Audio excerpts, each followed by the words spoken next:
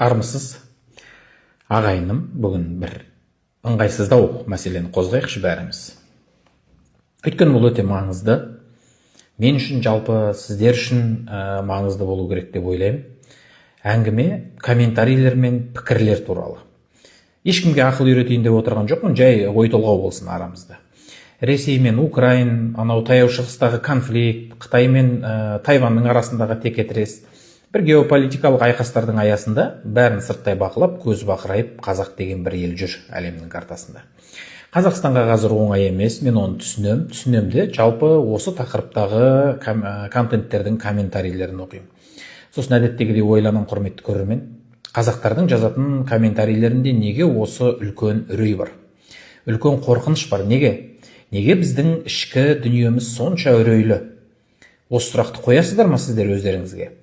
Бүгін, құрметті көрерменім, осыны талқылап көргім келеді өздеріңізбен. Себебі мына компьютерленген, әбден гаджеттелген заманда сіздің бір комментарийіңізді басқа мемлекеттерде өз тіліне аударып оқып отырады. Бұл имидждің мәселесі. Біз неге дүниені дүр сілкіндірген алып империяның ізбасары бола тұрып, сонша бір қорқақ ұлтқа айналып бара жатырмыз деп ойланамын мен. Мен кәдімгідей мазалайды осы нәрселер. Қара Қытай қаптаса сары ұрысқа зар боласың, ойбай Қытай бізді бір оқ атпай-ақ басып алады, орыс шабуыл жасаса қарсы түк те істей алмайсың, анау мынау деген үрейлер қашан пайда болды осы бізде? Ойбай Америка бізден байлықтың бәрін тартып алайын деп жатыр. Тіпті мына іргеміздегі өзбектер бізден оза бастаса бір үрей пайда болады. Неге?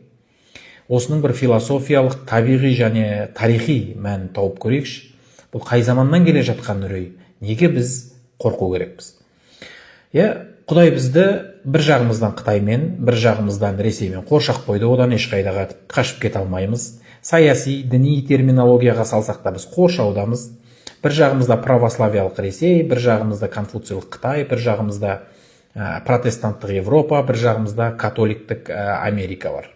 Бір жағымыз тұтас ислам фундаментализмі деп аталатын дүниемен қоршалып тұр. Біздің бабаларымызда осындай ұланғайыр 9-шы территорияны сақтап қалғанда дүниенің бұлай құбылатынын білген жоқ.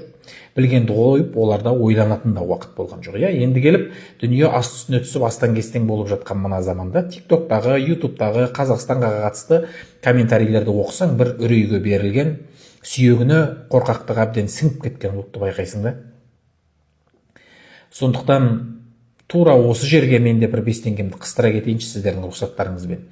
Біз негізі бірінші комментарийді сауатты жазып үйрену керекпіз, және ол комментарийлердің ішінде үрей көрінбеуі тиіс, құрметті ағайын. Себебін айтайын ба? Өйткені біздің ұлтымыз жер жаралғаннан бері бар. Сонау тас дәуірі, қола дәуірі, темір дәуірінен бастап осы далада жүрді, біздің ата-бабамыз ешқайда да кеткен жоқ. Кешегі батыс түрік, шығыс түрік қағанаттары ғұндар мен сақтардың дәуірінде де дүркіреп тұрды. Сақтардың парсылардың экспансиясын орталық Азияға кіргізген жоқ. Атақты Атилла қаған атқа мініп барып, ұлы Рим империясының қақпасын қамшымен қаққан кезеңдерде болған. Кешегі массагеттерің, қаңлылар, үйсіндер, түркештер мен қарлұқтар, тіпті оғыздарыңа дейін осы далада көшіп қонып жүрді, ешқайда кеткен жоқ. Бабамыз Шыңғыс қағанның ұлы жорығын төрт ұлысы түбіне дейін жеткізді. Жошы ұлысының тақ мұрагері де осы біздің даламыз емес пе? Сол дәуірлерде бәрі тыныш болды ма? Жоқ. Қазақ жер жаралғаннан бері осы даланы қорғап келе жатқан, осы дүрбөлеңнің ортасында дәурен кешкен халық. Қазақ құрылған кезден бастап қатын патшаның қол астына өткенге дейінгі кезеңнің бәрі алмағайып біздің тарихымызда. Біз айтатын қойдың үстіне бозторғай жұмыртқалаған заман ешқашан болған емес бізде.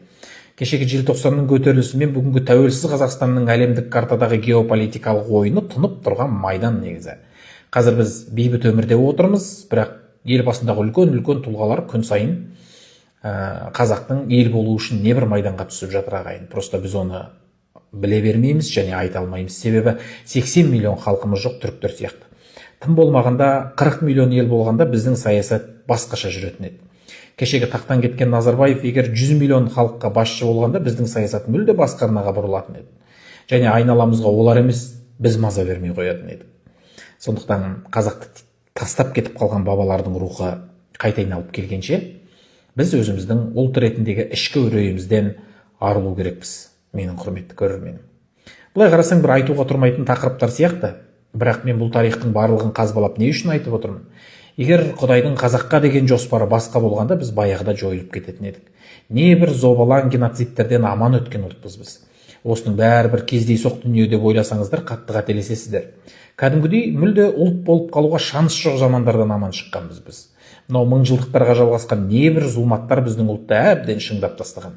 Мен бір нәрсеге сенем, енді біздің ұлт ешқашан жойылмайды. Сондықтан үрейді қою керек алдымен. Үрейлене беретін адамда жалпы өзі негізі болашақ болмайды ғой. Қазір интеграцияның заманы. Мына далдиған территорияңда көршілеріңмен алым-саттық жасап, етене араласпасаң оқшауланып қаласың. Оқшауланып қалатын болсаң, онда сен құрисың. Сондықтан қазақ сауатты болу керек. Сол кезде біздің басымызда үрей де болмайды. Сіздер қаласаңыздар да, қаламасаңыздар да, осы қауіптердің ішінде жүзіп жүріп өмір сүру керекпіз ұлт ретінде. Қытай мен орыс санымен асып түссе, біз сапамен асып түсу керекпіз. Басқа вариант жоқ қазақта. Сондықтан саяси тақырыпқа болсын, бір пікір білдіріп, комментарий жазғанда алдымен еңселеріңізді тік көтеріп, мен ұлылардың ұрпағы едім деп жазыңыздар. Мен әлемдегі ешбір ұлт көрмеген зобалаңнан аман өткен елдің баласымын деп жазыңыздар. Қандай қасіретті болса да, қандай аянышты болса да, менің елім тарихтың безбенінде осындай дүрмектен дірілдемей өткен ел деп жазыңыздар. Біздің ұлттың еңсесі қай кезде биіктейді? Біз құлдық психологиядан арылған кезде биіктейді. Не бопты Қытай болса, орыс болса не бопты мысалы. Көрмей жүрген жаума олар кімнің кім екенін моншаға барғанда көресің деген сияқты елдер ғой, олар бүге шүгесіне дейін білетін. Менің айтайын дегенім, біз қашан өзімізді өзіміз сыйлай бастаймыз, сол кезде барып бізді басқалар да сыйлай бастайды. Үрейден, өткеннен арылмасақ, басқаға күлкі болу деген оп-оңай ағайын. Мен жеке өзімнің тарапымнан жалпы мемлекетімізге төнетін қандай да бір қауіпке болсын, моральдық және психологиялық тұрғыдан дайынмын. Құдай бетін арғылсын, бірақ елімізге сынақ келсе, алдыңғы қатарда жүріп қорғаймын. Осы елде себебі менің басқа отаным жоқ. Сондықтан бізді алда үлкен болашақ күтіп тұр деп есептейікші. Өзіміздің тарихи жадымызды үреймен емес, сеніммен толтырайық дегім келеді менің құрметті көрерменім. Және менің бұл айтып тұрғандарым Қазақстанның сыртқы саясатына қатысты. Біздің елдің төрінде қандай билік отырса да, жеме-жемге келгенде олар сол өзінің халқына арқа сүйейтінін ұмытпаңыз. Үрейі жоқ халықты басқарған басшылар да басқаларға қарағанда ақылдырақ болады. Айтайын дегенім осы ағайын, ойларыңыз болса жазыңыздар. Мүмкін сіздің ойыңыз басқа шығар. Қазақ қорқақ болмау үшін не істеу керек, соны бірге талқылайық. Және сөз соңында түйреп тұрып тағы да қайталап айтатыным ағайын, комментарийді бәріміз сауатты жазайық. Үй артында кісі бар. Бізді де бақылап отырған, үрейдің үстіне үрей қосқысы келетін сыртқы күштер бар екенін ұмытпаңыздар. Еліміз аман болсын және саяси сауатты болайық бәріміз.